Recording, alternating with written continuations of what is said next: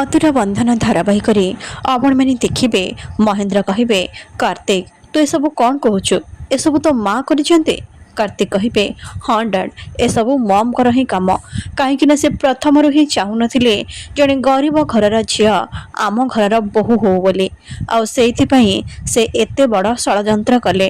ତ୍ରିନାଲି ଦିଦିଙ୍କୁ କିଡନାପ୍ କଲେ ଆଉ ମୋତେ କୃଷିକାଙ୍କ ବିରୁଦ୍ଧରେ ଉସ୍କେଇଲେ।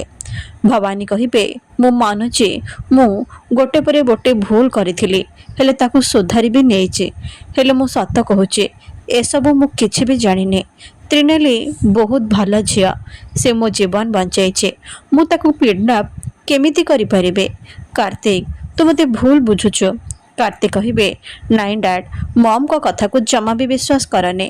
ଇନା ଟିନା ମୋତେ ନିଜେ କହିଛନ୍ତି ତ୍ରିନାଲି ଦିଦିଙ୍କ କିଡନାପ୍ ବେଳେ ସେଠି ମଲ୍ଲିକ ଅଙ୍କଲ ଗାଡ଼ି ପଛରେ ଲୁଚିକି ଛିଡ଼ା ହେଇଥିଲେ। ଆଉ ମଲ୍ଲିକ ଅଙ୍କଲ କାହା ଲୋକ? ମମ୍ଙ୍କ ଲୋକ। ଆଉ ମମ୍ଙ୍କ ବିନା ଅର୍ଡ଼ରରେ ମଲ୍ଲିକ ଅଙ୍କଲ କିଛି ବି କରନ୍ତିନି। ତାମାନେ ତ୍ରିନାଲି ଦିଦିଙ୍କ କିଡନାପ୍ ପଛରେ ମମ୍ଙ୍କର ହିଁ ହାତ ଅଛି। ଏପଟେ ତେଜସ୍ ତ୍ରିନାଲିଙ୍କ ଘର ସଜାଡ଼ିବେ। ତ୍ରିନାଲି କହିବେ ତେଜସ୍ ତମର ବହୁତ ଉପକାର ମୋ ଉପରେ ଅଛି, ହେଲେ ଏସବୁ ତମେ ଯାହା ବି କରୁଛ ମୁଁ ସେସବୁର ଋଣ କେମିତି ଶୁଝିବି? ଆଉ ମୋ ପାଖେ ଟଙ୍କା ବି ନାହିଁ, ମୁଁ ତମକୁ କେମିତି ଦେବି? ତେଜସ୍ କହିବେ ତମର ଚିନ୍ତା କରିବା ଜମା ବି ଦରକାର ନାହିଁ।